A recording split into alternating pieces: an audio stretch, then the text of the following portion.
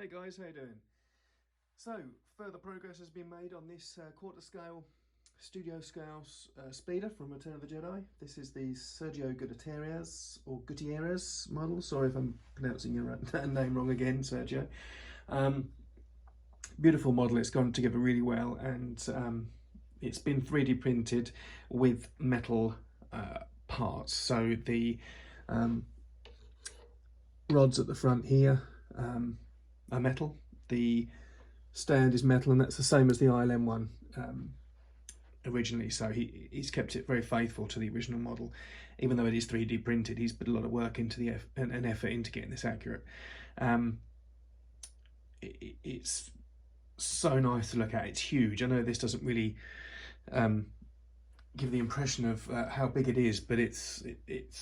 I mean, here we go. Here's a 24-inch ruler, and yeah, it's got to be 30 inches wide. But it's beautiful. It's gone together really well.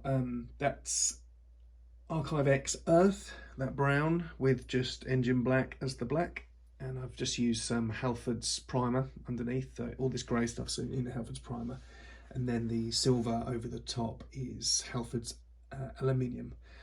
And I've just knocked that back using three different methods actually. I've used chipping fluid, sandpaper, and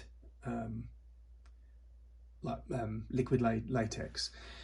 But yeah, I'm really happy with how it's going together. It's a bit of a head scratcher to get all these parts right on here, but Sergio has sent me some CAD drawings of how it went together, and it does go together very well once you've figured it out. There's locating points on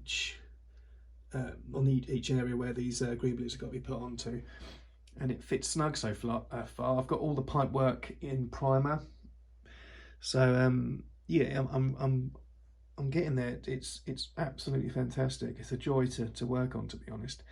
Now, regarding the colour, I spoke to my good friend Lee Ralph and also Guy Cohen about the Archive X shade Earth. Now, along with a lot of the Floatquill paints that Archive X copy, they're chameleon colours. They change in different lighting. I mean, the ILM Stormy Sea Grey, the TIE Fighter Grey, which was used on the Probe Droid dispatch pods and the TIE Fighters and that sort of thing, literally changed from dark grey to blue to grey. It's such a change and shift in hue, and the same appears to be happening with this Earth. The lighter you put it on, it can almost be like a tan. So along here, that's been knocked back, an ever so light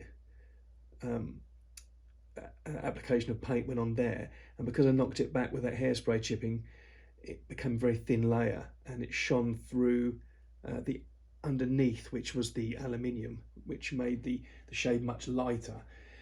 Whereas at the front, I went with the traditional liquid mask with a sponge and a rubber tipped brush, and applied it and went heavier with the Earth, and that's become more true to the filming miniature colour. It really does depend on how thick you lay these paints on. And after not too much of a discussion with Lee, he was just straight away, he was like, mate, that looks kind of light for Earth. You sure you're using Earth? And I said, I am, but very lightly applied.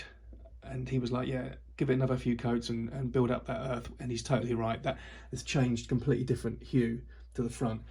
But I'll blend it in with dust effects at the ends and that sort of thing. But there we go again with these fenders at the back, or flaps, or air brakes, or whatever. Again, you can see there's a different sin shade because I've gone heavier with these. But it's all good fun. I quite like the different changes of colour actually. It's sort of it just adds interest to the model. I'm not going for 100% accuracy anyway for the studio scale paint job. It'd be nice to get the colours right, but chipping and that sort of thing, I'm just using artistic licensing and doing my own thing. But yeah, here it is. Here it stands at the moment, and it's really nice. As I say, this just clips in place. These are all dry fitted at the moment. I've got to paint the underside of that and black all this up, but I'll aluminium that first and then apply the black over. But it's absolutely gorgeous, and it's just huge. I don't know if that can be spun around the camera and you can sort of get an idea of it, but it really is a sized, you know, just sort of just dominates the room when you put it down. And I know Sideshow did a quarter scale one as well, and a lot of people were shocked at the size of it, but this is really something. And when you get the biker scout on it as well, that's going to be even more imposing. But I'll add some pictures to the end of the video, and this was just a quick update, just showing how I'm getting along with it. But again, thanks as always, you guys, for commenting and liking. It's overwhelming to see how many people that comment and like. It's lovely. So thank you guys, appreciate it, and see you on the next update.